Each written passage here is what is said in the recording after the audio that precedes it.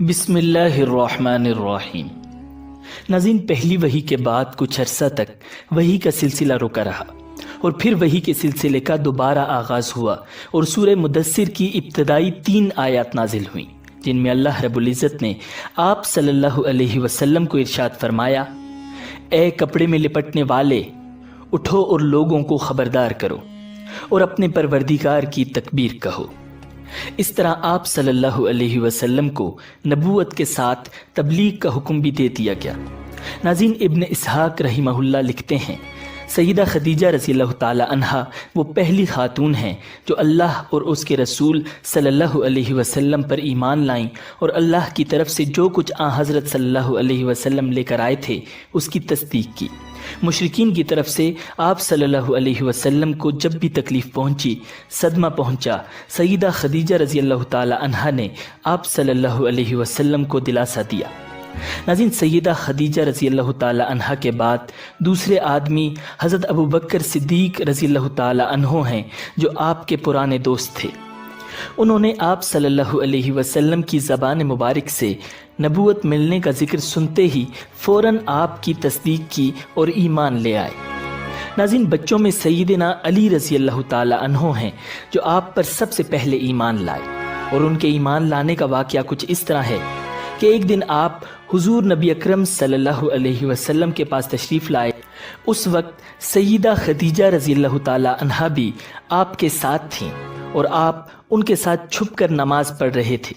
انہوں نے یہ نئی بات دیکھ کر پوچھا، یہ آپ کیا کر رہے ہیں؟ نبی اکرم صلی اللہ علیہ وسلم نے ارشاد فرمایا، یہ وہ دین ہے جس کو اللہ تعالیٰ نے اپنے لیے پسند فرمایا ہے اور اس کے لیے اللہ تعالیٰ نے اپنے پیغمبر بھیجے ہیں۔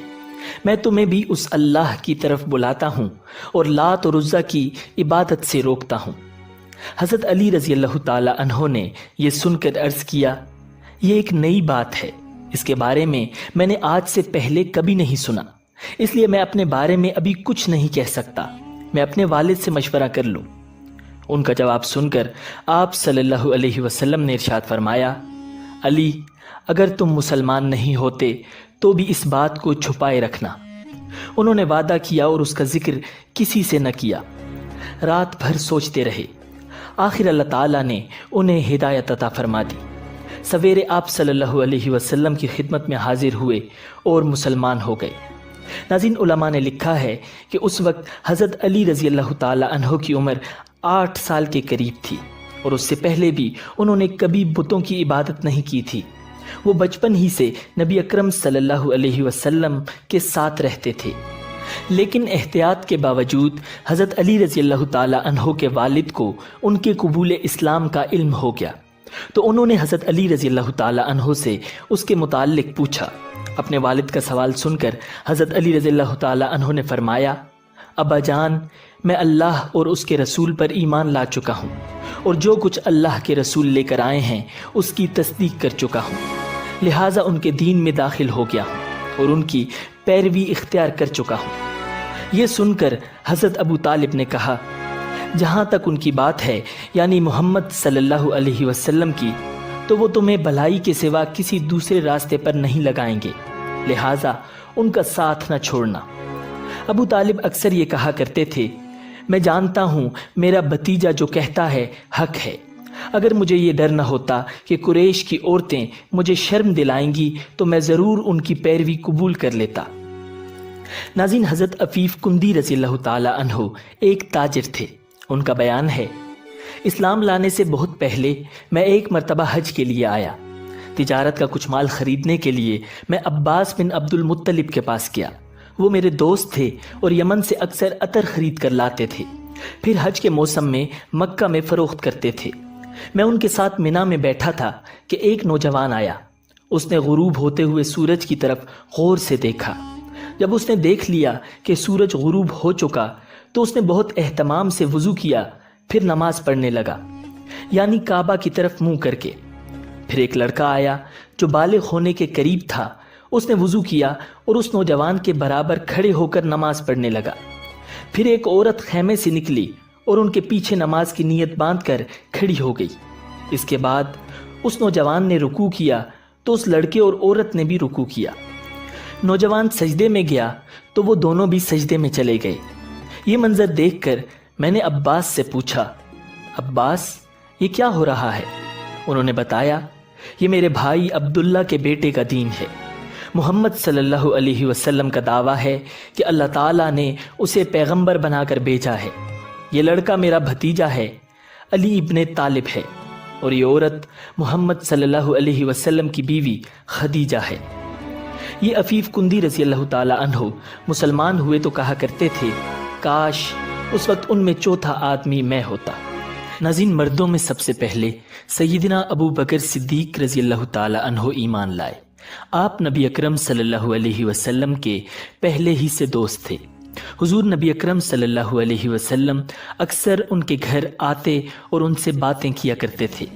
ایک دن حضرت حکیم بن حزام رضی اللہ تعالی عنہ کے پاس بیٹھے تھے کہ ان کی ایک باندی وہاں آئی اور کہنے لگی، آج آپ کی پھوپھی خدیجہ نے یہ دعویٰ کیا ہے کہ ان کے شوہر اللہ تعالیٰ کی طرف سے بھیجے ہوئے پیغمبر ہیں، جیسا کہ موسیٰ علیہ السلام تھے۔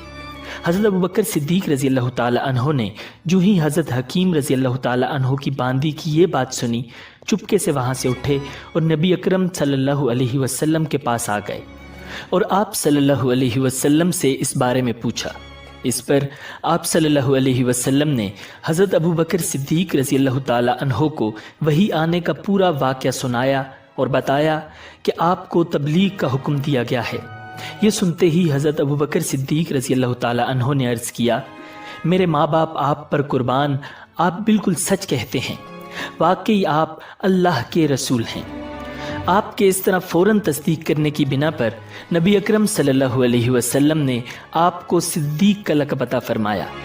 ناظرین، اس بارے میں دوسری روایت یہ ہے کہ صدیق کا لقب آپ صلی اللہ علیہ وسلم نے انہیں اس وقت دیا تھا جب آپ معراج کے سفر سے واپس تشریف لائے تھے۔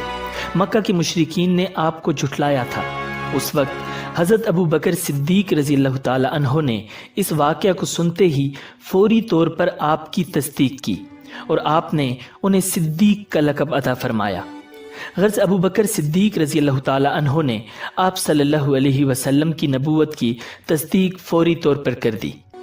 ناظرین، حضرت ابوبکر صدیق رضی اللہ تعالی عنہ کا نام نبی اکرم صلی اللہ علیہ وسلم نے عبداللہ رکھا، اس لیے کہ اس سے پہلے ان کا نام عبد الکعبہ تھا۔ اس لحاظ سے ابوبکر صدیق رضی اللہ تعالی عنہ وہ پہلے آدمی ہیں جن کا نام نبی اکرم صلی اللہ علیہ وسلم نے تبدیل کیا۔ حضرت ابوبکر صدیق رضی اللہ تعالی عنہ یوں بھی بہت خوبصورت تھے۔ اس مناسبت سے آپ صلی اللہ علیہ وسلم نے ان کا لقب عتیق کر رکھا تھا۔ عتیق کا مطلب ہے خوبصورت، اس کا ایک مطلب یہ بھی ہے آزاد۔ یہ لقب دینے کی ایک وجہ یہ بھی بیان کی جاتی ہے کہ آپ صلی اللہ علیہ وسلم نے ایک مرتبہ ان کی طرف دیکھ کر فرمایا تھا، یہ جہنم کی آگ سے آزاد ہیں۔ غرض اسلام میں یہ پہلا لقب ہے جو کسی کو ملا۔ قریش میں حضرت ابوبکر صدیق رضی اللہ تعالی عنہ کا مرتبہ بہت بلند تھا۔ آپ بہت خوش اخلاق تھے، قریش کے سرداروں میں سے ایک تھے، شریف، سخی اور دولت مند تھے، روپیہ پیسہ بہت فراخ دلی سے خرچ کرتے تھے۔ ان کی قوم کے لوگ انہیں بہت چاہتے تھے، لوگ ان کی مجلس میں بیٹھنا بہت پسند کرتے تھے۔ اپنے زمانے میں حضرت ابوبکر صدیق رضی اللہ تعالی عنہ خواب کی تعبیر بتانے میں بہت ماہر اور مشہور تھے۔ چنانچہ علامہ ابن سیرین رحمہ اللہ کہتے ہیں، نبی اکرم صلی اللہ علیہ وسلم کے بعد حضرت ابوبکر صدیق رضی اللہ تعالی عنہ اس امت میں سب سے بہترین تعبیر بتانے والے عالم ہیں۔ ناظرین، ابوبکر صدیق رضی اللہ تعالی عنہ نسب نامہ بیان کرنے میں بھی بہت ماہر تھے، بلکہ کہا جاتا ہے کہ اس علم کے سب سے بڑے عالم تھے۔ حضرت جبیر بن مطعم بھی اس علم کے ماہر تھے۔ وہ فرماتے ہیں، میں نے نسب ناموں کا فن اور علم، اور خاص طور پر قریش کے نسب ناموں کا علم حضرت ابوبکر صدیق رضی اللہ تعالی عنہ سے ہی حاصل کیا ہے، اس لیے کہ وہ قریش کے نسب ناموں کے سب سے بڑے عالم تھے۔ قریش کے لوگوں کو کوئی مشکل پیش آتی تو حضرت ابوبکر صدیق رضی اللہ تعالی عنہ سے رابطہ کرتے۔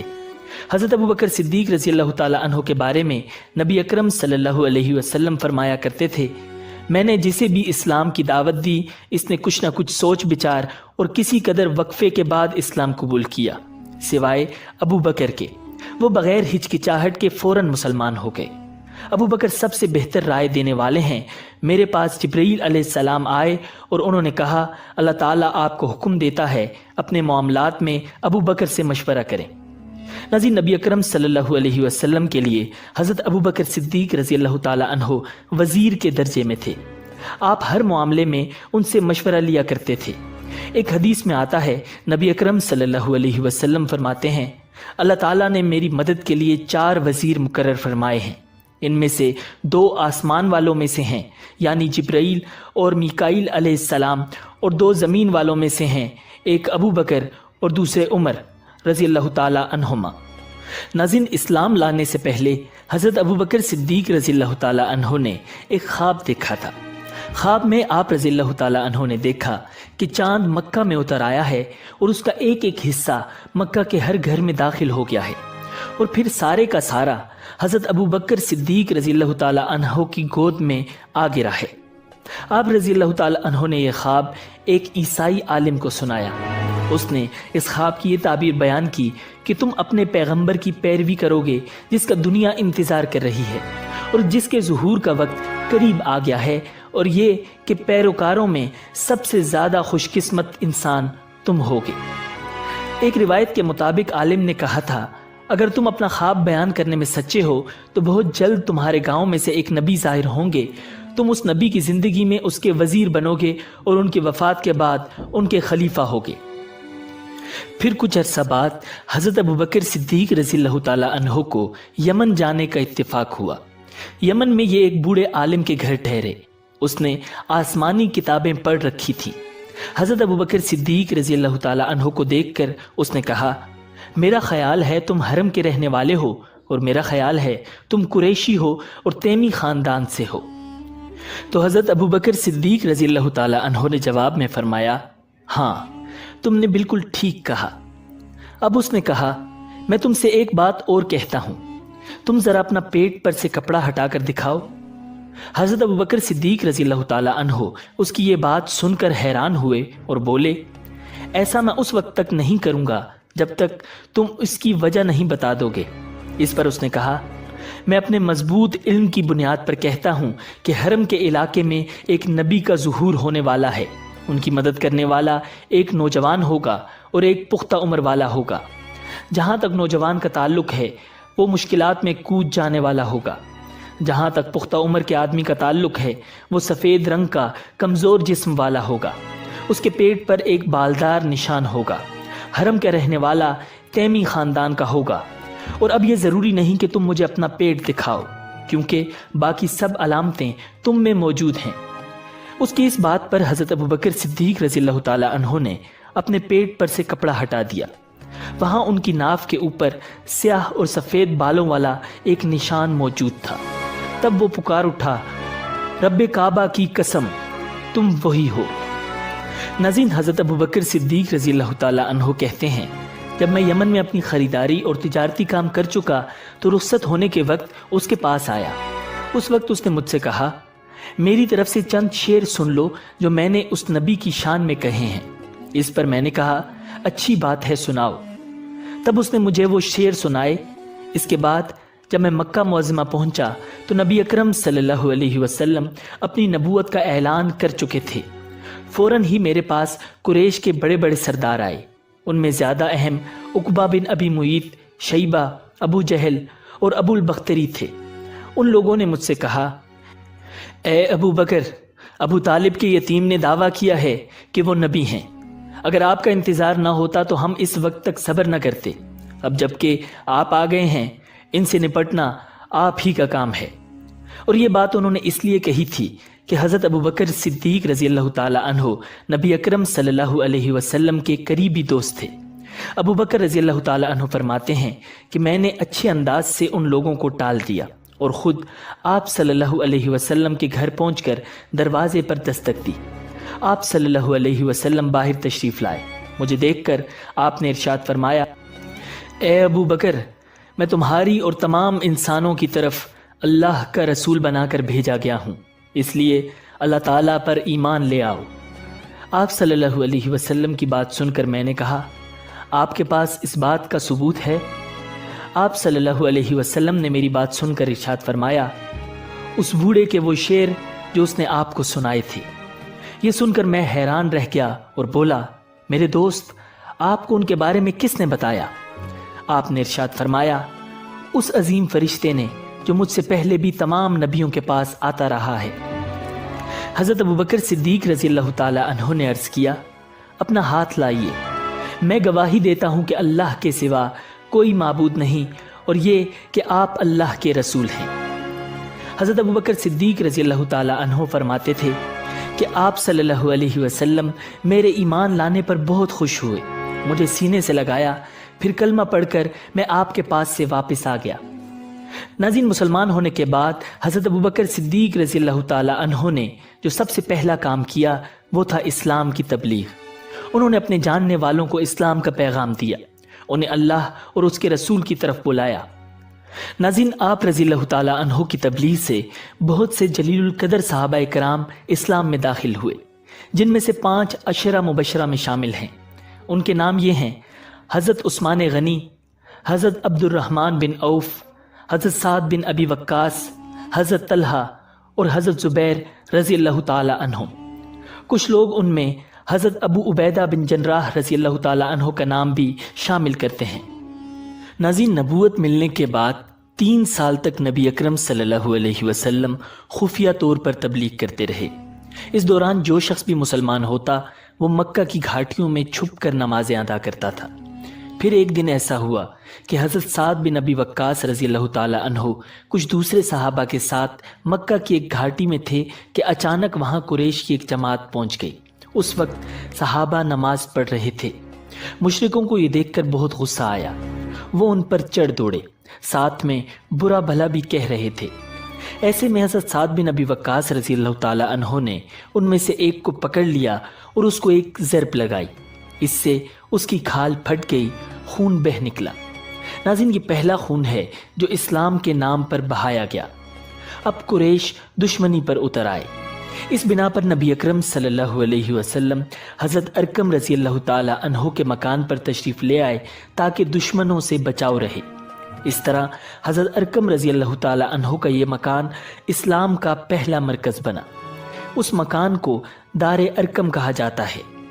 نبی اکرم صلی اللہ علیہ وسلم کے دار ارقم میں تشریف لانے سے پہلے لوگوں کی ایک جماعت مسلمان ہو چکی تھی۔ اب نماز دار ارقم میں ادا ہونے لگی۔ نبی اکرم صلی اللہ علیہ وسلم صحابہ کرام رضی اللہ تعالی عنہم کو وہیں پر نماز پڑھاتے، وہیں بیٹھ کر عبادت کرتے اور مسلمانوں کو دین کی تعلیم دیتے۔ اس طرح 3 سال گزر گئے۔ پھر اللہ تعالیٰ نے آپ صلی اللہ علیہ وسلم کو اعلانیہ تبلیغ کا حکم فرمایا۔ اعلانیہ تبلیغ کی ابتدا بھی دار ارقم سے ہوئی۔ پہلے آپ یہاں خفیہ طور پر دعوت دیتے رہے تھے، یہاں تک کہ اللہ تعالیٰ نے سورۃ الشعراء میں آپ کو حکم فرمایا، اور آپ اپنے نزدیک کے اہل خاندان کو ڈرائیے۔ یہ حکم ملتے ہی آپ صلی اللہ علیہ وسلم کافی پریشان ہوئے، یہاں تک کہ آپ صلی اللہ علیہ وسلم کی پھوپھیوں نے خیال کیا کہ آپ کچھ بیمار ہیں، چنانچہ وہ آپ کی بیمار پرسی کے لیے آپ کے پاس آئیں۔ تب آپ صلی اللہ علیہ وسلم نے ان سے فرمایا، میں بیمار نہیں ہوں، بلکہ مجھے اللہ تعالیٰ نے حکم دیا ہے کہ میں اپنے قریبی رشتہ داروں کو آخرت کے عذاب سے ڈراؤں، اس لیے میں چاہتا ہوں کہ تمام بنی عبد المطلب کو جمع کروں اور انہیں اللہ کی طرف آنے کی دعوت دوں۔ یہ سن کر آپ صلی اللہ علیہ وسلم کی پھوپھیوں نے کہا، ضرور جمع کریں، مگر ابو لہب کو نہ بلائیے گا، کیونکہ وہ ہرگز آپ کی بات نہیں مانے گا۔ ابو لہب کا دوسرا نام عبد العزیٰ تھا۔ یہ آپ صلی اللہ علیہ وسلم کا چچا تھا اور بہت خوبصورت تھا، مگر بہت سنگ دل اور مغرور تھا۔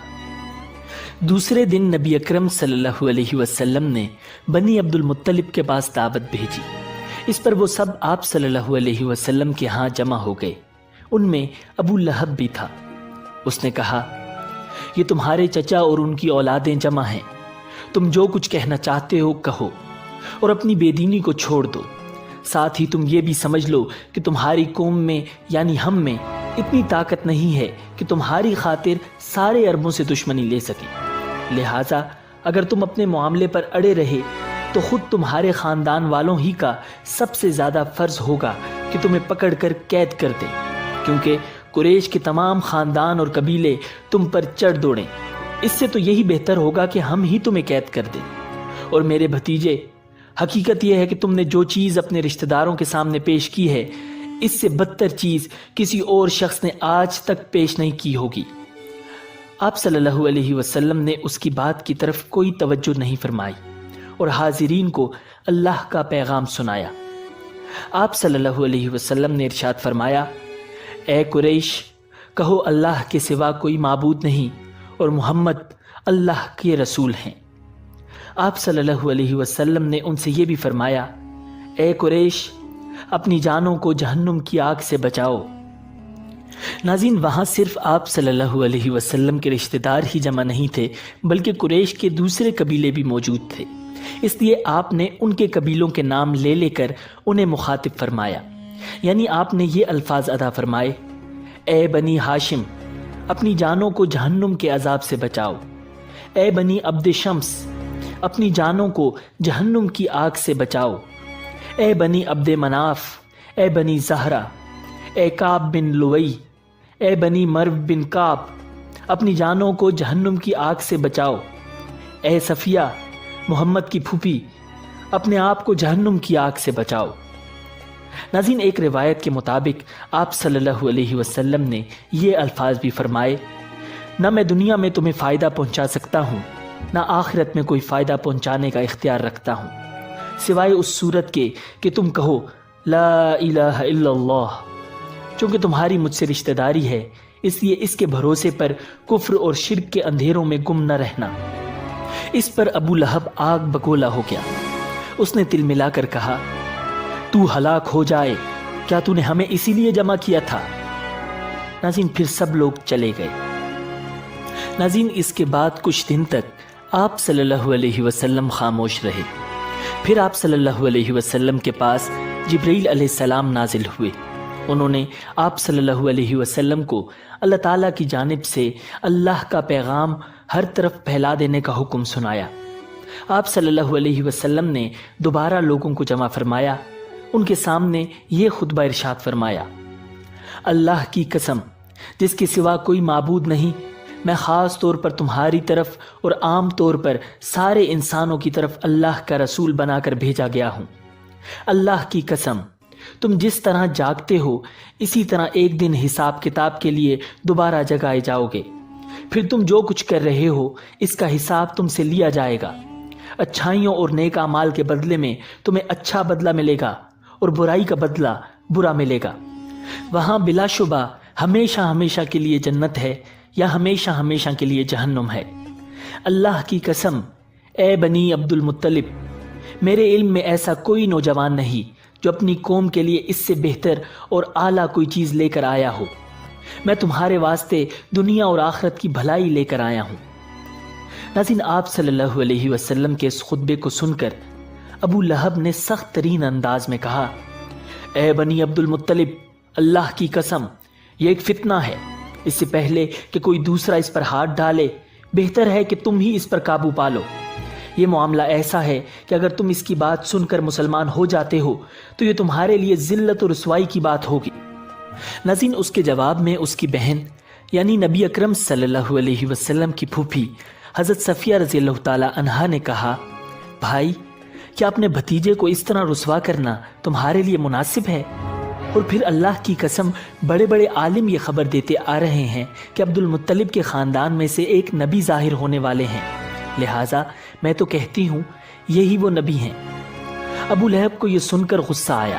وہ بولا، اللہ کی قسم، یہ بالکل بکواس اور گھروں میں بیٹھنے والی عورتوں کی باتیں ہیں۔ جب قریش کے خاندان ہم پر چڑھائی کرنے آئیں گے اور سارے عرب ان کا ساتھ دیں گے تو ان کے مقابلے میں ہماری کیا چلے گی؟ خدا کی قسم، ان کے لیے ہم ایک ترنوالے کی حیثیت ہوں گے۔ اس پر ابو طالب بول اٹھے، اللہ کی قسم، جب تک ہماری جان میں جان ہے ہم ان کی حفاظت کریں گے۔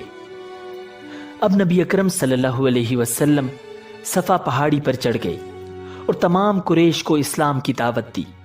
ان سب سے فرمایا، اے قریش، اگر میں تم سے یہ کہوں کہ اس پہاڑ کے پیچھے سے ایک لشکر آ رہا ہے اور وہ تم پر حملہ کرنا چاہتا ہے تو کیا تم مجھے جھوٹا خیال کرو گے؟ سب نے یک زبان ہو کر کہا نہیں، اس لیے کہ ہم نے آپ کو آج تک جھوٹ بولتے ہوئے نہیں سنا۔ اب آپ صلی اللہ علیہ وسلم نے ارشاد فرمایا، اے گروہ قریش، اپنی جانوں کو جہنم سے بچاؤ، اس لیے کہ میں اللہ تعالیٰ کے ہاں تمہارے لیے کچھ نہیں کر سکوں گا۔ میں تمہیں اس زبردست عذاب سے صاف ڈرا رہا ہوں جو تمہارے سامنے ہے۔ میں تم لوگوں کو 2 کلمے کہنے کی دعوت دیتا ہوں جو زبان سے کہنے میں بہت ہلکے ہیں لیکن ترازو میں بے حد وزن والے ہیں۔ ایک اس بات کی گواہی کہ اللہ کے سوا کوئی عبادت کے لائق نہیں، دوسری یہ کہ میں اللہ کا رسول ہوں۔ اب تم میں سے کون ہے جو میری اس بات کو قبول کرتا ہے؟ آپ صلی اللہ علیہ وسلم کے خاموش ہونے پر ان میں سے کوئی بھی نہ بولا تو آپ صلی اللہ علیہ وسلم نے اپنی بات پھر دہرائی۔ پھر آپ نے تیسری بار اپنی بات دہرائی مگر اس بار بھی سب خاموش کھڑے رہے۔ اتنا ہوا کہ سب نے آپ کی بات خاموشی سے سن لی اور واپس چلے گئے۔ ناظرین، یہ سن 6 نبوی کا واقعہ ہے۔ قریش کی مخالفت حد سے گزری تو ان بدبختوں نے نبی اکرم صلی اللہ علیہ وسلم کو شہید کرنے کے منصوبے بنائے۔ دارالندوہ میں مشورہ ہوا کہ کوئی شیر دل نوجوان جائے اور جا کر رسول اللہ صلی اللہ علیہ وسلم کا کام تمام کر دے۔ کون یہ کام کر سکتا ہے؟ یہ سوال بڑا اہم تھا۔ کئی نوجوانوں نے خود کو اس خدمت کے لیے پیش کیا مگر سرداران قریش نے ہر ایک سے کہا کہ یہ کام اس کے بس میں نہیں۔ آخر بنو عدی کا سجیلا جوان عمر بن خطاب کھڑا ہو گیا۔ اس نے کہا، سرداران قریش، میں ابھی یہ کام کر کے تم لوگوں کو خوشخبری سناتا ہوں۔ ابو جہل نے کہا، ہاں، یہ نوجوان یقیناً اس قابل ہے کہ اس کٹھن کام کو سر انجام دے سکے۔ فیصلہ ہو جانے کے بعد عمر بن خطاب دارالندوہ سے نکلے۔ ان کے ہاتھ میں ننگی تلوار تھی، چہرے پر عجیب غصے کی کیفیت کے ساتھ خود کلامی کے انداز میں کچھ کہتے ہوئے وہ چلے جا رہے تھے۔ اچانک راستے میں نعیم بن عبداللہ رضی اللہ تعالی عنہ سے آمنا سامنا ہو گیا۔ نعیم کا تعلق بھی بنو عدی سے تھا۔ وہ اسلام لا چکے تھے مگر ابھی تک اپنے اسلام کا اظہار نہیں کیا تھا۔ ناظرین، علامہ ابن حجر عسقلانی رحمہ اللہ کے مطابق قبول اسلام میں ان کا 10واں نمبر ہے۔ نعیم رضی اللہ تعالی عنہ نے پوچھا، عمر کیا بات ہے؟ بڑے غصے میں نظر آ رہے ہو۔ عمر نے کہا، ہاں، میں آج اس شخص کو قتل کرنے جا رہا ہوں جس نے ہمارے باپ دادا کا دین بگاڑ دیا ہے۔ نعیم بن عبداللہ رضی اللہ تعالی عنہ نے بڑی حکمت کے ساتھ کہا، اچھا، اگر یہ بات ہے تو پہلے اپنے گھر کی خبر لو۔ تمہاری بہن فاطمہ بنت خطاب اور تمہارا بہنوئی سعید بن زید بھی آبائی دین چھوڑ کر مسلمان ہو چکے ہیں۔ اس خبر نے حضرت عمر کے غصے میں اضافہ کر دیا۔ اب دار ارقم جانے کے بجائے بہن کے گھر کی راہ لی۔ وہاں پہنچ کر دیکھا کہ گھر کا دروازہ بند ہے اور اندر سے کسی چیز کے پڑنے کی آواز آ رہی ہے۔ دروازہ کھٹکھٹایا تو بہن نے دروازہ کھولا۔ نبی اکرم صلی اللہ علیہ وسلم پر انہی دنوں سورہ طٰہٰ نازل ہوئی تھی۔ اسی کی تلاوت اور حفظ کی مشق کی جا رہی تھی۔ حضرت خباب بن ارت رضی اللہ تعالی عنہ جو نبی اکرم صلی اللہ علیہ وسلم سے قرآن مجید سن کر یاد کر لیا کرتے تھے، وہ بھی گھر میں موجود تھے۔ حضرت عمر کی آہٹ اور آواز سنتے ہی انہیں گھر میں چھپا دیا گیا تھا۔ عمر نے بہن اور بہنوئی سے پوچھا، تم کیا پڑھ رہے تھے؟ انہوں نے کہا، کچھ بھی نہیں۔ اس پر ان کا غصہ بھڑک اٹھا۔ بہنوئی کو زد و کوب کرنا شروع کیا۔ بہن بچانے کے لیے آئیں تو انہیں بھی خوب مارا پیٹا، یہاں تک کہ وہ لہو لہان ہو گئیں۔ اس موقع پر فاطمہ بنت خطاب رضی اللہ تعالی عنہا نے اپنے بلند جذبہ ایمانی سے بڑی جرت اور استقامت سے کہا، عمر سن لو، ہم مسلمان ہو چکے ہیں۔ ہم نے شرک اور بت پرستی سے برات کا اظہار کر دیا ہے۔ تم جو کچھ کرنا چاہو کر لو، ہماری ہڈیاں توڑ سکتے ہو مگر اسلام ہم سے نہیں چھڑوا سکتے۔ صاحب استقامت بہن کی زبان سے یہ سننا تھا کہ عمر کے دل پر چوٹ لگی اور وہ زمین پر بیٹھ گئے۔ پھر کہا، مجھے وہ صحیفہ سناؤ جو تم پڑھتے ہو۔ انہوں نے فرمایا کہ ہم اس صحیفے کی توہین برداشت نہیں کر سکتے۔ نہ ہی کسی مشرک کو دے سکتے ہیں، کیونکہ اسے صرف پاکیزہ لوگ ہی ہاتھ لگا سکتے ہیں۔ انہوں نے کہا، اچھا مجھے خود سناؤ تو میں اس کی کوئی توہین نہیں کروں گا۔ اس وعدے کے بعد حضرت خباب رضی اللہ تعالی عنہ کو اندر سے باہر بلایا گیا اور انہوں نے سورہ طٰہٰ کی آیات کی تلاوت شروع کی۔ چھوٹی چھوٹی آیات میں اتنا مؤثر پیغام سمو دیا گیا ہے کہ اعجاز قرآنی پر انسان کی عقل دنگ رہ جاتی ہے اور اہل ایمان کے ایمان میں اضافہ ہوتا ہے۔ قرآن کریم پورے سوز کے ساتھ پڑھا جا رہا تھا اور عمر کے دل کی دنیا میں عظیم الشان انقلاب برپا ہو رہا تھا۔ ناظرین، حضرت عمر نے آیات قرآنی سنی اور پھر خاموشی سے گھر کا دروازہ کھول کر نکل گئے۔ اب بھی منزل دار ارقم ہی تھی، مگر ارادہ بدل چکا تھا۔ یہ وہ عمر نہیں تھے جو دار الندوہ سے نکلے تھے، یہ وہ عمر تھے جن کے حق میں نبی مہربان صلی اللہ علیہ وسلم کی دعائیں دربار ربانی میں قبول ہو چکی تھیں۔ قرآن مجید کی اثر آفرینی کے ساتھ بہن کی استقامت نے بھی کفر کو مات دے دی تھی۔ ناظرین، حضرت عبداللہ بن عمر رضی اللہ تعالی عنہ سے روایت ہے کہ حضور نبی اکرم صلی اللہ علیہ وسلم نے دعا فرمائی، اے اللہ تو ابو جہل یا عمر بن خطاب دونوں میں سے اپنے ایک پسندیدہ بندے کے ذریعے اسلام کو غلبہ اور عزت عطا فرما دے۔ راوی کہتے ہیں کہ ان دونوں میں اللہ کو محبوب حضرت عمر رضی اللہ تعالی عنہ تھے اور ان کے بارے میں نبی اکرم صلی اللہ علیہ وسلم کی دعا اب قبول ہو چکی تھی۔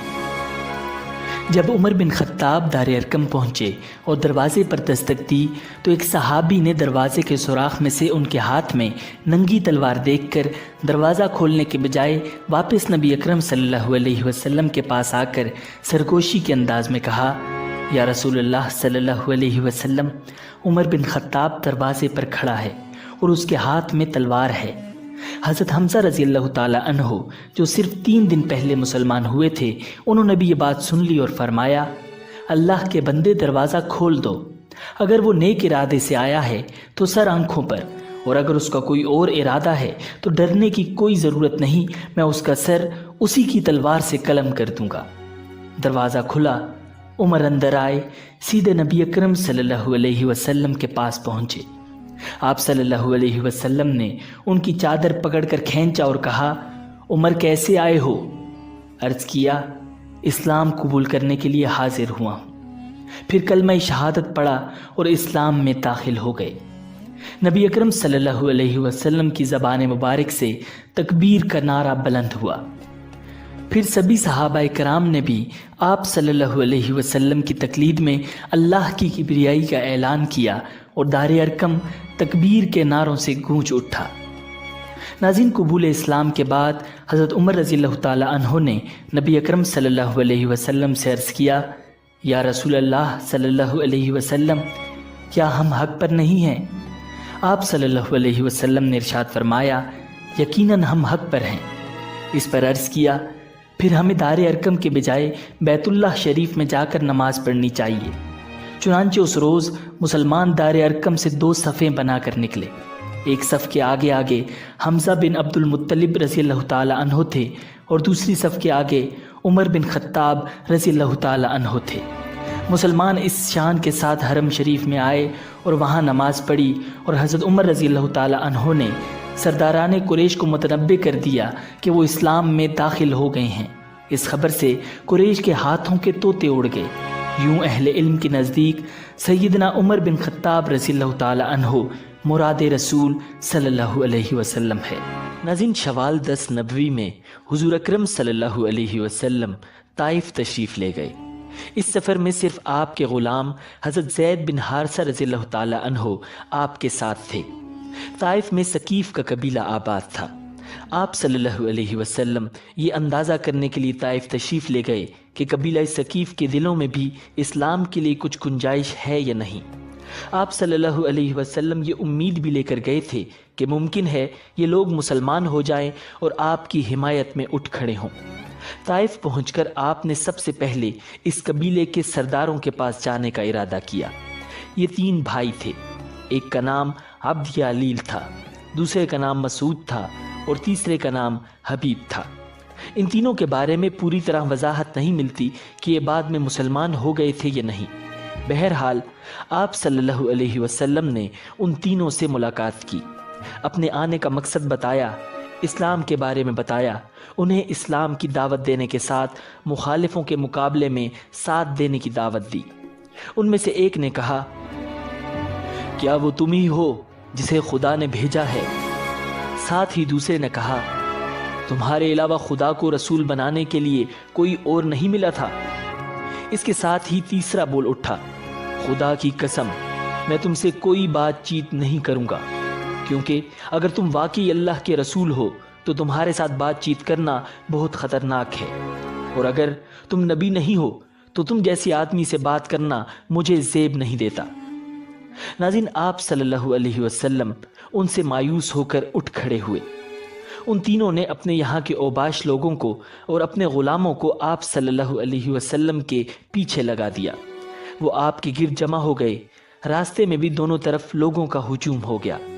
جب آپ صلی اللہ علیہ وسلم ان کے درمیان سے گزرے تو وہ بدبخت ترین لوگ آپ صلی اللہ علیہ وسلم پر پتھر برسانے لگے، یہاں تک کہ آپ جو قدم اٹھاتے وہ اس پر پتھر مارتے۔ آپ کے دونوں پاؤں لہو لہان ہو گئے، آپ کے جوتے خون سے بھر گئے۔ جب چاروں طرف پتھر مارے گئے تو تکلیف کی شدت سے آپ بیٹھ گئے۔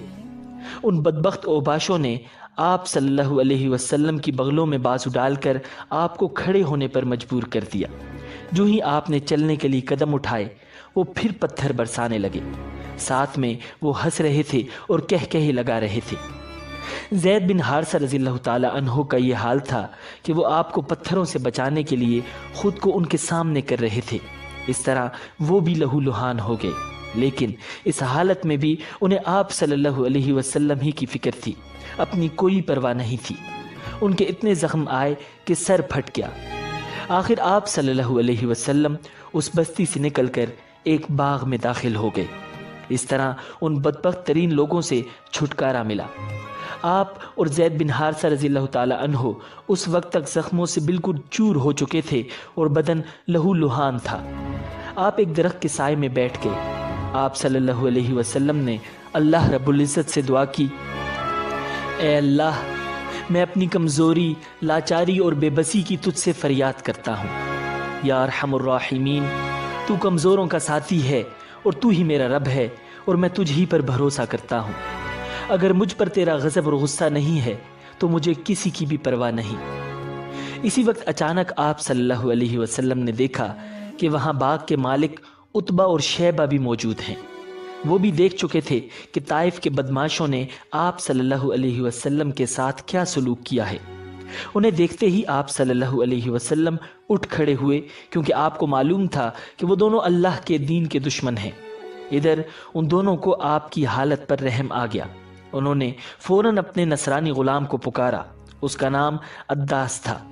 عداس حاضر ہوا تو انہوں نے اسے حکم دیا، اس بیل سے انگور کا خوشہ توڑو اور ان کے سامنے رکھ دو۔ عداس نے حکم کی تعمیل کی، انگور آپ کو پیش کیے۔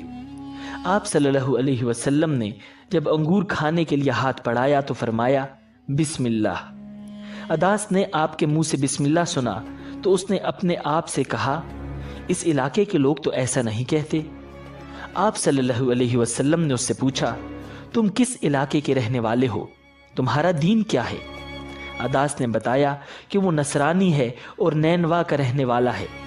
اس کے منہ سے نینوا کا نام سن کر آپ صلی اللہ علیہ وسلم نے ارشاد فرمایا، تم تو یونس علیہ السلام کے ہم وطن ہو جو متا کے بیٹے تھے۔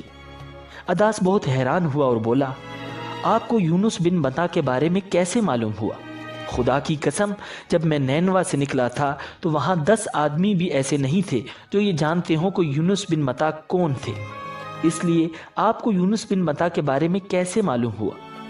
اس پر نبی اکرم صلی اللہ علیہ وسلم نے ارشاد فرمایا، وہ میرے بھائی تھے، اللہ کے نبی تھے اور میں بھی اللہ کا رسول ہوں۔ اللہ تعالیٰ ہی نے مجھے ان کے بارے میں بتایا ہے اور یہ بھی بتایا ہے کہ ان کی قوم نے ان کے ساتھ کیا سلوک کیا تھا۔ آپ صلی اللہ علیہ وسلم کی زبان مبارک سے یہ الفاظ سنتے ہی عداس فوراً آپ کے نزدیک آ گیا اور آپ کے ہاتھوں اور پیروں کو بوسہ دینے لگا۔ باغ کے مالک عتبہ اور شیبہ دور کھڑے یہ سب دیکھ رہے تھے۔ انہوں نے عداس کو آپ کے قدم چومتے دیکھا تو ان میں سے ایک نے دوسرے سے کہا، تمہارے اس غلام کو تو اس شخص نے گمراہ کر دیا۔ پھر عداس ان کی طرف آیا تو ایک نے اس سے کہا، تیرا ناس ہو، تجھے کیا ہو گیا تھا؟ تو اس کے ہاتھ اور پیر چھونے لگا تھا۔ اس پر عداس بولا، میرے آقا، اس شخص سے بہتر انسان پوری زمین پر نہیں ہو سکتا۔ اس نے مجھے ایسی بات بتائی ہے جو کوئی نبی ہی بتا سکتا ہے۔ یہ سن کر عتبہ نے فوراً کہا، تیرا برا ہو، اپنے دین سے ہرگز مت پھرنا۔ ان عداس کے بارے میں آتا ہے کہ یہ مسلمان ہو گئے تھے۔ عتبہ اور شیبہ کے باغ سے نکل کر آپ کن ثعالب کے مقام پر پہنچے۔ یہاں پہنچ کر آپ نے سر اٹھایا تو ایک بدلی آپ صلی اللہ علیہ وسلم کے سر پر سایہ کیے ہوئے تھی۔ اس بدلی میں آپ صلی اللہ علیہ وسلم کو جبرائیل علیہ السلام نظر آئے۔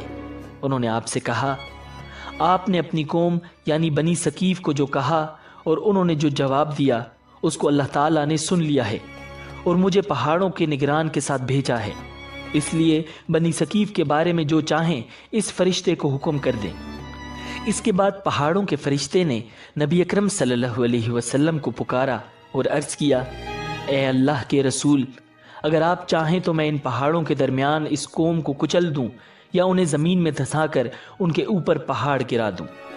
پہاڑوں کے فرشتے کی بات کے جواب میں نبی اکرم صلی اللہ علیہ وسلم نے ارشاد فرمایا، نہیں، مجھے توقع ہے کہ اللہ تعالیٰ ان کی اولاد میں ضرور ایسے لوگ پیدا فرمائے گا جو اللہ تعالیٰ کی عبادت کریں گے اور اس کے ساتھ کسی کو شریک نہیں ٹھہرائیں گے۔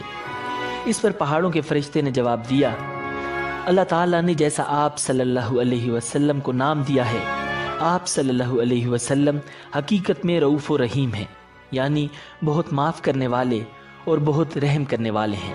عظیم تاریخ اسلام کے واقعات اور نبی اکرم صلی اللہ علیہ وسلم کے معجزات میں سے ایک عظیم معجزہ واقعہ معراج ہے۔ معراج کے سفر کا آغاز نبوت کے 11ویں سال یعنی ہجرت سے 2 سال پہلے نبی اکرم صلی اللہ علیہ وسلم کی چچا زاد ہمشیرہ ام ہانی کے گھر سے 27ویں رجب کی شب کو ہوا۔ نبی اکرم صلی اللہ علیہ وسلم حضرت ام ہانی رضی اللہ تعالی عنہا کے گھر پر آرام فرما رہے تھے جو شیب ابی طالب کے پاس تھا۔ گھر کی چھت کھل گئی، فرشتہ اندر داخل ہوا اور نبی اکرم صلی اللہ علیہ وسلم کو گھر سے اٹھا کر مسجد حرام لے آیا۔ ناظرین، نبی اکرم صلی اللہ علیہ وسلم نے ارشاد فرمایا، میں حتیم میں آرام کر رہا تھا کہ اچانک ایک آنے والا میرے پاس آیا اور میری ہنسلی کی ہڈی سے لے کر پیٹ کے نیچے تک کا حصہ چاک کیا۔ میرا دل نکالا، پھر سونے کا ایک تشت لایا گیا، اس میں میرا دل زمزم سے دھویا گیا، پھر اسے حکمت سے بھرا گیا، پھر اسے دوبارہ اس کی جگہ پر رکھا گیا۔ پھر میرے پاس سفید رنگ کا ایک جانور لایا گیا جو خچر سے چھوٹا اور گدھے سے بڑا تھا، میں اس پر سوار ہوا۔ ناظرین، اس جانور کا نام براق تھا۔ براق پر سوار ہونے کے بعد بیت المقدس کی طرف آپ صلی اللہ علیہ وسلم کا سفر شروع ہوا۔ اس دوران آپ صلی اللہ علیہ وسلم نے مختلف مقامات پر نماز ادا فرمائی اور مختلف مشاہدات کیے۔ ان میں سے چند کا ذکر کیا جاتا ہے۔ آپ صلی اللہ علیہ وسلم نے بیت المقدس کی طرف جاتے ہوئے دوران سفر 3 مقامات پر نمازیں پڑھیں۔ چنانچہ آپ صلی اللہ علیہ وسلم ارشاد فرماتے ہیں کہ دوران سفر ایک مقام پر حضرت جبرائیل علیہ السلام نے عرض کیا، اتریے اور نماز پڑھ لیجئے۔ میں نے اتر کر نماز پڑھی، پھر عرض کیا، معلوم ہے کہ آپ نے کس جگہ نماز پڑھی ہے؟ پھر کہنے لگے، آپ نے طیبہ یعنی مدینہ پاک میں نماز پڑھی ہے، اسی کی طرف آپ کی ہجرت ہوگی۔ پھر ایک اور مقام پر عرض کیا کہ اتر کر نماز پڑھ لیجئے۔ میں نے اتر کر نماز پڑھ لی۔ جبریل علیہ السلام نے عرض کیا، معلوم ہے کہ آپ نے کہاں نماز پڑھی ہے؟ پھر کہنے لگے، آپ نے طور سینا پر نماز پڑھی ہے جہاں اللہ پاک نے حضرت موسیٰ علیہ السلام کو ہم کلامی کا شرف عطا فرمایا تھا۔ پھر ایک اور جگہ عرض کیا کہ اتر کر نماز پڑھ لیجئے۔ میں نے اتر کر نماز پڑھی۔ جبریل علیہ السلام نے عرض کیا، معلوم ہے کہ آپ نے کہاں نماز پڑھی ہے؟ پھر کہنے لگے، آپ نے بیت اللحم میں نماز پڑھی ہے جہاں حضرت عیسیٰ علیہ السلام کی ولادت ہوئی تھی۔ ناظرین، آپ صلی اللہ علیہ وسلم نے بیت المقدس کی طرف جاتے ہوئے رستے کے کنارے ایک بوڑھی عورت دیکھی۔ حضرت جبریل علیہ السلام سے دریافت فرمایا، یہ کون ہے؟ انہوں نے عرض کیا، حضور بڑھے چلیے۔ آپ صلی اللہ علیہ وسلم آگے بڑھ گئے۔ پھر کسی نے آپ کو پکار کر کہا، ہلم یا محمد، یعنی اے محمد ادھر آئیے۔ حضرت جبریل علیہ السلام نے پھر وہی عرض کیا کہ حضور بڑھے چلیے۔ آپ صلی اللہ علیہ وسلم آگے بڑھ گئے۔ پھر ایک جماعت پر گزر ہوا، انہوں نے آپ کو سلام عرض کرتے ہوئے کہا، السلام علیکہ یا اول، السلام علیکہ یا آخر، السلام علیکہ یا حاشر، یعنی اے اول آپ پر سلامتی ہو، اے آخر آپ پر سلامتی ہو، اے حاشر آپ پر سلامتی ہو۔ حضرت جبریل علیہ السلام نے عرض کیا، حضور ان کے سلام کا جواب مرحمت فرمائیے۔ آپ صلی اللہ علیہ وسلم نے سلام کا جواب ارشاد فرمایا۔ اس کے بعد مسلسل 2 جماعتوں پر گزر ہوا تو وہاں بھی ایسا ہی ہوا۔ ناظرین، ایک روایت میں ہے کہ حضور نبی اکرم صلی اللہ علیہ وسلم بیت المقدس میں باب یمانی سے داخل ہوئے، پھر مسجد کے پاس آئے اور وہاں اپنی سواری باندھی۔ آپ صلی اللہ علیہ وسلم ارشاد فرماتے ہیں، میں نے براق کو اسی حلقے میں باندھا جہاں انبیاء کرام اپنی سواریاں باندھا کرتے تھے۔ پھر مسجد میں داخل ہوا اور 2 رکعتیں پڑھی، پھر باہر نکلا تو بخاری شریف کی روایت کے مطابق یہاں آپ کے پاس دودھ اور شراب کے 2 پیالے لائے گئے۔ آپ نے انہیں ملاحظہ فرمایا، پھر دودھ کا پیالہ قبول فرما لیا۔ اس پر حضرت جبرائیل علیہ السلام کہنے لگے، تمام تعریف اللہ عز و جل کے لیے جس نے آپ صلی اللہ علیہ وسلم کی فطرت کی جانب رہنمائی فرمائی۔ اگر آپ صلی اللہ علیہ وسلم شراب کا پیالہ قبول فرماتے تو آپ صلی اللہ علیہ وسلم کی امت گمراہ ہو جاتی۔ ناظرین، آپ صلی اللہ علیہ وسلم کے بیت المقدس پہنچنے کے بعد حضرت جبرائیل علیہ السلام نے عرض کیا، وہ بڑھیا جسے آپ نے راستے کے کنارے ملاحظہ فرمایا تھا وہ دنیا تھی، اس کی صرف اتنی عمر باقی رہ گئی ہے جتنی اس بڑھیا کی ہے۔ جس نے آپ کو اپنی طرف مائل کرنا چاہا تھا وہ اللہ کا دشمن ابلیس تھا، چاہتا تھا کہ آپ اس کی طرف مائل ہو جائیں۔ جنہوں نے آپ کو سلام عرض کیا تھا وہ حضرت ابراہیم، حضرت موسیٰ اور حضرت عیسیٰ علیہ السلام تھے۔ یہ سفر کرتے کرتے ہمارے پیارے آقا صلی اللہ علیہ وسلم بیت المقدس تشریف لائے، جہاں مسجد اقصیٰ میں انبیاء کرام کی امامت فرمائی۔ چنانچہ آپ صلی اللہ علیہ وسلم فرماتے ہیں کہ جب میں بیت المقدس میں آیا تو انبیاء کرام جمع تھے۔ حضرت جبریل علیہ السلام نے مجھے آگے کیا تو میں نے ان کی امامت کروائی۔ مسجد اقصیٰ میں نماز کے بعد بعض انبیاء کرام علیہم السلام نے خطبے ارشاد فرمائے۔ سب سے پہلے اللہ کے خلیل حضرت سیدنا ابراہیم علیہ السلام نے ارشاد فرمایا، تمام تعریفیں اللہ کے لیے جس نے مجھے خلیل بنایا، عظیم بادشاہت عطا فرمائی، امام اور اپنا فرما بردار بندہ بنایا، میری اقتداء و پیروی کی جاتی ہے، مجھے آگ سے نجات عطا فرمائی اور اسے مجھ پر ٹھنڈی اور سلامتی والی کر دیا۔ ان کے بعد حضرت سیدنا موسیٰ علیہ السلام کہنے لگے، تمام تعریفیں اللہ کے لیے جس نے مجھ سے کلام فرمایا، مجھے اپنی رسالت اور کلمات کے لیے منتخب فرمایا، مجھے راز کہنے کو قریب کیا، مجھ پر تورات نازل فرمائی، میرے ہاتھ پر فرعون کو ہلاک فرمایا اور میرے ہی ہاتھ پر بنی اسرائیل کو نجات عطا فرمائی۔ ناظرین، ان کے بعد حضرت سیدنا داؤد علیہ السلام نے ارشاد فرمایا، تمام تعریفیں اللہ کے لیے جس نے مجھے بادشاہت عطا فرمائی، مجھ پر زبور نازل فرمائی، لوہے کو میرے لیے نرم فرما دیا، میرے لیے پرندوں اور پہاڑوں کو مسخر فرما دیا، مجھے حکمت اور فصل خطاب عطا فرمایا۔ ان کے بعد حضرت سیدنا سلیمان علیہ السلام کہنے لگے، تمام تعریفیں اللہ کے لیے جس نے میرے لیے ہواؤں، جنوں اور انسانوں کو مسخر فرما دیا، شیاطین کو بھی مسخر فرما دیا، اور اب وہ یہ کام کرتے ہیں جو میں ان سے چاہتا ہوں، مثلاً بلند و بالا مکانات تعمیر کرنا، تصویریں بنانا، مجھے پرندوں کی بولی اور ہر چیز سکھائی، میرے لیے پگھلے ہوئے تانبے کا چشمہ بہایا اور مجھے ایسی بادشاہت عطا فرمائی جو میرے بعد کسی کے لیے نہیں۔ ان کے بعد حضرت سیدنا عیسیٰ علیہ السلام نے ارشاد فرمایا، تمام تعریفیں اللہ کے لیے جس نے مجھے تورات اور انجیل سکھائی، مجھے پیدائشی اندھے اور کوڑ کے مرض والے کو تندرست کرنے والا اور اپنے اذن سے مردوں کو زندہ کرنے والا بنایا، مجھے آسمان پر اٹھایا، مجھے کافروں سے پاک کیا، مجھے اور میری ماں کو شیطان مردود سے پناہ عطا فرمائی جس کی وجہ سے اسے میری ماں پر کوئی راہ نہیں۔ ناظرین، ان سب حضرات کے بعد اللہ کے حبیب امام الانبیاء صاحب معراج صلی اللہ علیہ وسلم نے خطبہ ارشاد فرمایا۔ خطبے سے پہلے آپ نے انبیاء کرام سے فرمایا، تم سب نے اپنے رب کی ثنا بیان کی ہے، اب میں رب کی تعریف و ثنا بیان کرتا ہوں۔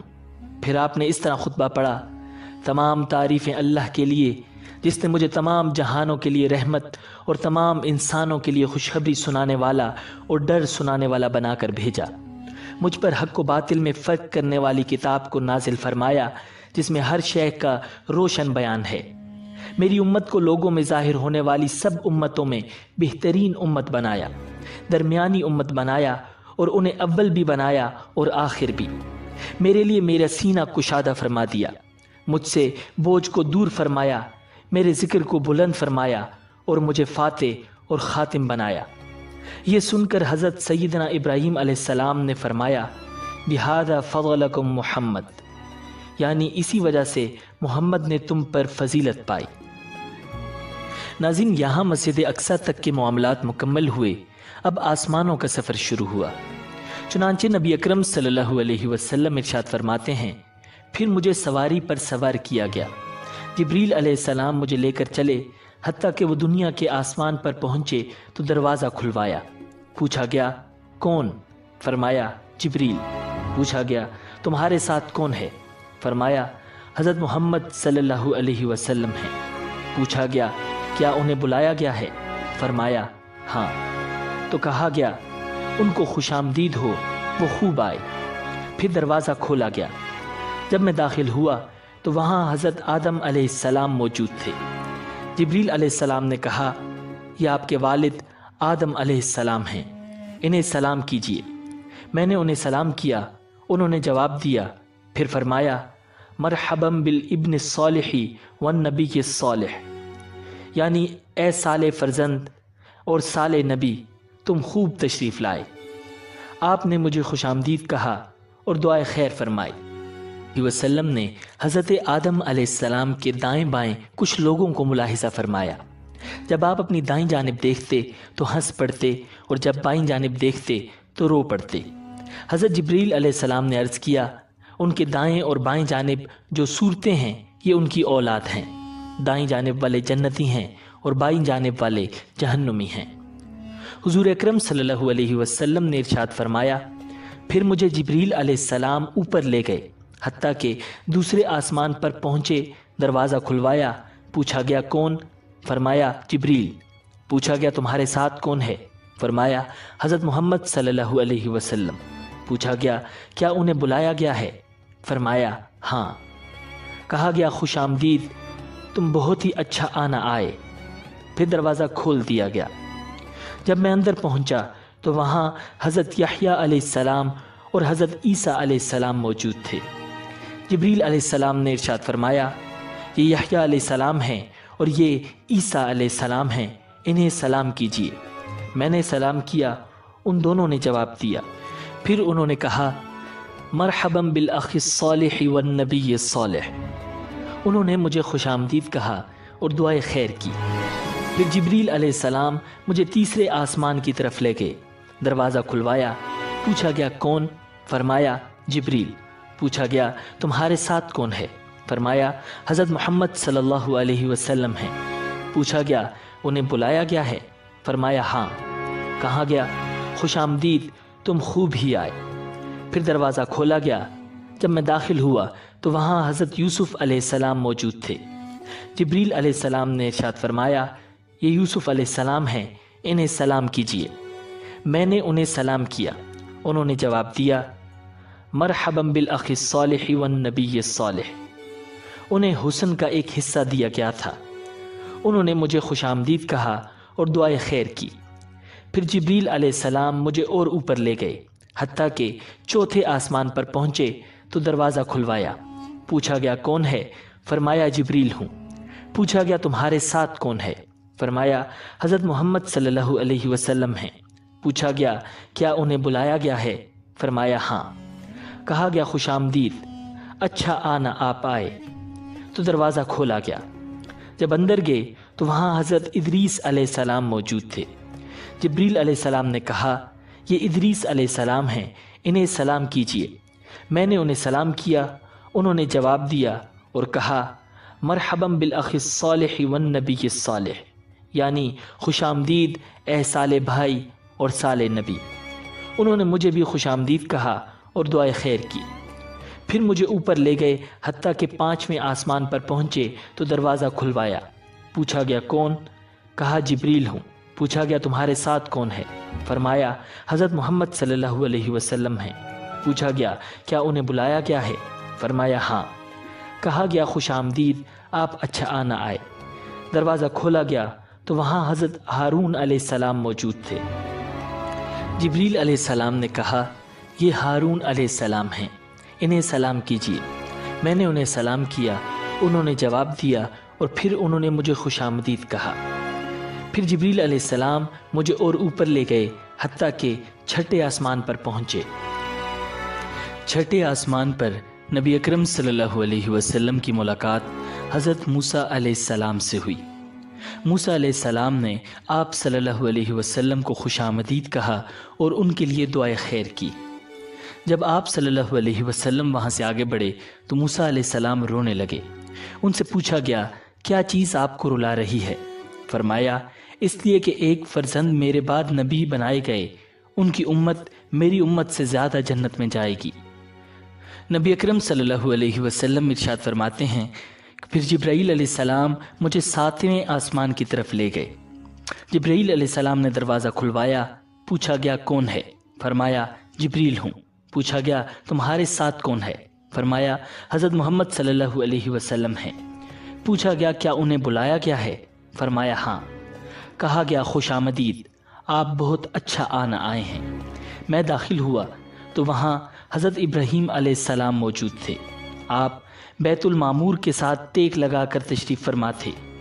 جبریل علیہ السلام نے کہا یہ آپ کے والد حضرت ابراہیم علیہ السلام ہیں، انہیں سلام کیجیے۔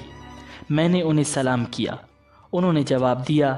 پھر فرمایا مرحبا بالابن الصالح والنبی الصالح، یعنی خوب آئے اے صالح فرزند اور اے صالح نبی۔ ناظرین، آسمانوں کے بعد مزید قرب خاص کی طرف سفر کا آغاز ہوا۔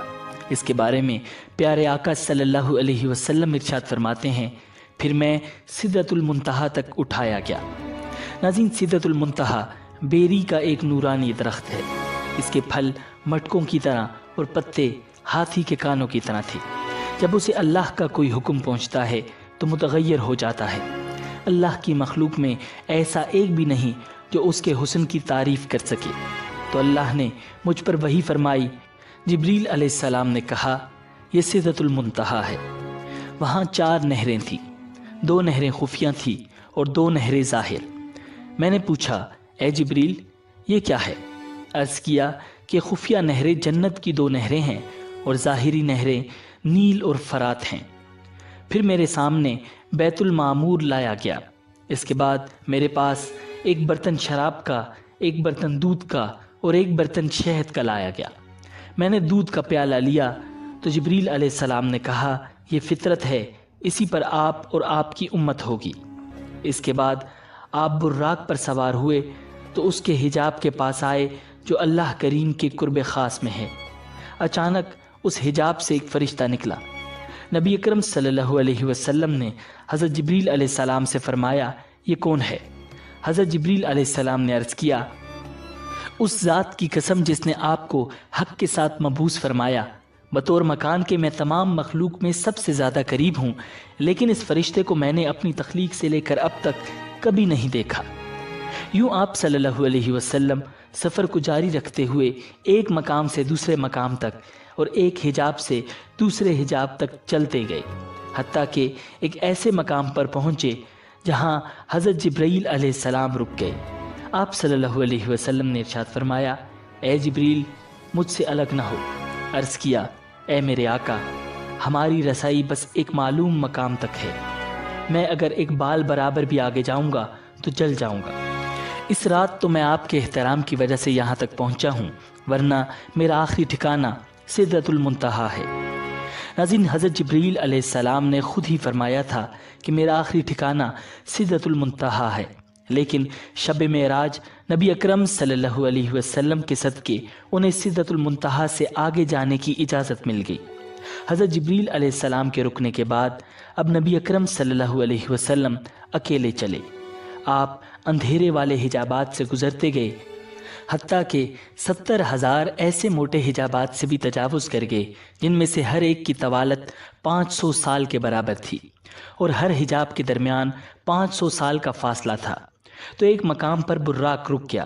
وہاں آپ صلی اللہ علیہ وسلم نے رف رف نامی ایک سبز خیمہ ملاحظہ فرمایا جس کی روشنی سورج کی روشنی سے بھی زیادہ تھی۔ آپ اس خیمے پر چڑھے اور اس کے ذریعے عرش تک پہنچے۔ اس کے بعد آپ صلی اللہ علیہ وسلم مزید قرب خاص کی طرف بڑھے۔ آپ سے فرمایا گیا، میرے قریب ہو جائیے، میرے قریب ہو جائیے، حتیٰ کہ 1000 مرتبہ فرمایا گیا۔ آپ صلی اللہ علیہ وسلم ہر بار پکارے جانے پر ترقی کرتے گئے حتیٰ کہ دنا کے مقام پر پہنچے، پھر مزید ترقی کرتے گئے تو فتح اللہ تک پہنچے، پھر مزید ترقی کرتے گئے حتیٰ کہ اپنی منزل قاب قوسین او ادنا تک پہنچے، جیسا کہ اللہ پاک نے قرآن کریم میں ارشاد فرمایا ہے۔ پھر آپ صلی اللہ علیہ وسلم اپنے رب کے قریب ہوئے۔ یہ قرب مقام و مرتبے کے اعتبار سے تھا، نہ کہ مکان کے اعتبار سے، کیونکہ اللہ پاک مکان سے پاک ہے۔ اب آپ صلی اللہ علیہ وسلم وہاں پہنچے جہاں نہ زمان تھا، نہ مکان، نہ اوپر تھا نہ نیچے، نہ شمال تھا نہ جنوب، نہ مشرق تھا اور نہ ہی مغرب، یہ سب نہ تھے، بس خدا کی ذات تھی اور اس کے حبیب تھے۔ جو قرآن و حدیث میں آیا ہے اس پر ہمارا ایمان ہے۔ ناظرین، اس کے بعد آپ صلی اللہ علیہ وسلم نے اللہ تعالیٰ کو سجدہ کیا، کیونکہ اس مرتبے کو آپ نے اللہ تعالیٰ کی فرمانبرداری کے ذریعے حاصل کیا۔ سجدے میں خاص قرب ملتا ہے، جیسا کہ نبی اکرم صلی اللہ علیہ وسلم نے فرمایا کہ اپنے رب کے سب سے زیادہ قریب وہ بندہ ہوتا ہے جو سجدہ کرتا ہے۔ ناظرین، آپ صلی اللہ علیہ وسلم نے رب تعالیٰ کی دیدار کے بعد اپنی امت کے لیے نمازوں کا تحفہ لے کر واپسی کا سفر شروع فرمایا۔ جب آپ صلی اللہ علیہ وسلم واپس لوٹے تو حضرت جبریل علیہ السلام آپ کے ساتھ رہے۔ چنانچہ حضرت جبریل علیہ السلام نے عرض کیا، یا رسول اللہ، بے شک آپ اللہ کی مخلوق میں سب سے بہتر اور اس کے چنے ہوئے ہیں۔ اللہ پاک نے آپ کو اس رات وہ بلند مقام و مرتبہ عطا فرمایا جہاں تک مخلوق میں سے نہ کوئی مقرب فرشتہ پہنچا اور نہ ہی کوئی نبی، بس یہ عزت آپ ہی کے لیے ہے۔ اس کے بعد حضرت جبریل علیہ السلام نے آپ کو جنت و دوزخ کی سیر کرائی، ان کے منازل آپ کو دکھائے۔ آپ نے جنت میں جن چیزوں کو ملاحظہ فرمایا ان میں حوریں، محلات، جنتی غلام اور خادم، چھوٹے بچے، درخت، پھل، کلیاں، نہریں، باغیچے، پھول، باغات، حوض، کمرے اور گیلریاں وغیرہ تھیں۔ اور جہنم میں جو ملاحظہ فرمایا وہ زنجیریں، ہتھکڑیاں یا توک، بیڑیاں، سانپ، بچھو، گدھے کے رینگنے کی طرح کی آوازیں، کھولتا پانی اور جلتے دھوئیں وغیرہ تھے۔ ناظرین، آپ صلی اللہ علیہ وسلم نے واپسی میں جنت اور دوزخ کو ملاحظہ فرمایا۔ اس کے بعد آسمانوں سے ہوتے ہوئے بیت المقدس، پھر مکہ شریف، حضرت ام ہانی کے گھر تشریف لائے جہاں سے سفر کی ابتدا ہوئی تھی۔ چنانچہ ایک روایت میں ہے کہ آپ صلی اللہ علیہ وسلم بیت المقدس تک آئے، حضرت جبریل علیہ السلام آپ کے ساتھ تھے۔ پھر آپ وہاں سے مکہ شریف حضرت ام ہانی کے گھر اپنے بستر پر تشریف لائے، جبکہ رات کا کچھ حصہ باقی تھا۔ آپ صلی اللہ علیہ وسلم نے رات گزارنے کے بعد یہ واقعہ لوگوں میں بیان کرنے کا ارادہ فرمایا۔ چنانچہ ایک روایت میں ہے کہ آپ صلی اللہ علیہ وسلم نے ارشاد فرمایا، مجھے اس رات بیت المقدس تک سیر کروائی گئی، پھر وہاں سے آسمانوں کی۔ ابو جہل نے کہا، آپ نے اس ایک رات میں بیت المقدس کا سفر کیا اور مکہ میں ہمارے ساتھ ہی صبح کر رہے ہیں؟ تو آپ نے فرمایا، ہاں۔ ابو جہل اس خوف سے انکار نہ کر سکا کہ آپ یہ بات اپنی قوم میں بیان کریں گے، تو حضور انور صلی اللہ علیہ وسلم سے پوچھا کہ کیا یہ بات اپنی قوم کو بتائیں گے؟ آپ نے فرمایا، ہاں۔ یہ سن کر ابو جہل نے آواز لگائی کہ اے بنی کعب، یہاں آؤ، تو سب لوگ جمع ہوئے۔ نبی اکرم صلی اللہ علیہ وسلم اور ابو جہل کے پاس بیٹھ گئے۔ ابو جہل نے کہا، جو بات بیان کرنی ہے اپنی قوم سے کریں۔ آپ صلی اللہ علیہ وسلم نے ارشاد فرمایا، مجھے اس رات سیر کرائی گئی تھی۔ لوگوں نے پوچھا کہاں سے کہاں تک؟ فرمایا بیت المقدس تک۔ پھر لوگوں نے پوچھا کہ آپ نے یہاں آ کر صبح کی ہے؟ فرمایا ہاں۔ لوگوں نے کہا یہ تو عجیب بات ہے۔ ان میں بعض نے تالیاں بجائیں، بعض ہنسنے لگے اور بعض نے اپنے سروں پر ہاتھ رکھا۔ اس معاملے کو محال اور تعجب کی نگاہ سے دیکھا گیا۔ اس کی وجہ سے بعض ایمان والے مرتد ہو گئے جبکہ بعض نے تصدیق کی۔ ناظرین، ام المؤمنین حضرت سیدنا عائشہ رضی اللہ تعالی عنہا سے روایت ہے کہ نبی اکرم صلی اللہ علیہ وسلم کو مسجد اقصیٰ تک کی سیر کرائی گئی۔ آپ نے صبح لوگوں کو خبر دی۔ مومنوں میں سے کچھ نے تصدیق کی اور کچھ نے نہیں کی۔ کچھ مشرکین حضرت ابوبکر صدیق رضی اللہ تعالی عنہ کے پاس آ کر کہنے لگے، کیا آپ اس بات کی تصدیق کر سکتے ہیں جو آپ کے دوست نے کہی ہے کہ انہوں نے راتوں رات مسجد حرام سے مسجد اقصیٰ تک کی سیر کی؟ حضرت ابوبکر رضی اللہ تعالی عنہ نے ارشاد فرمایا، او قال ذلک، کیا واقعی میرے آقا نے یہ فرمایا ہے؟ کہا جی ہاں۔ ارشاد فرمایا، لئن کان قال ذلک لقد صدق، یعنی اگر آپ نے یہ فرمایا ہے تو یقیناً سچ فرمایا ہے۔ لوگوں نے کہا کیا آپ اس بات کی تصدیق کرتے ہیں کہ وہ رات کو بیت المقدس گئے اور صبح ہونے سے پہلے واپس آ گئے؟ انہوں نے ارشاد فرمایا، میں تو ان کی آسمانی خبروں کی بھی صبح و شام تصدیق کرتا ہوں، اور یقیناً وہ تو اس بات سے بھی زیادہ حیران کن اور تعجب خیز ہے۔ واقعہ معراج کی فوراً تصدیق کرنے کی وجہ سے آپ رضی اللہ تعالی عنہ کو صدیق کہا جاتا ہے۔ ناظرین، امید ہے کہ آپ کو یہ ویڈیو پسند آئی ہوگی۔ ملتے ہیں بہت جلد ایک نئی ویڈیو کے ساتھ۔ اللہ نگہبان۔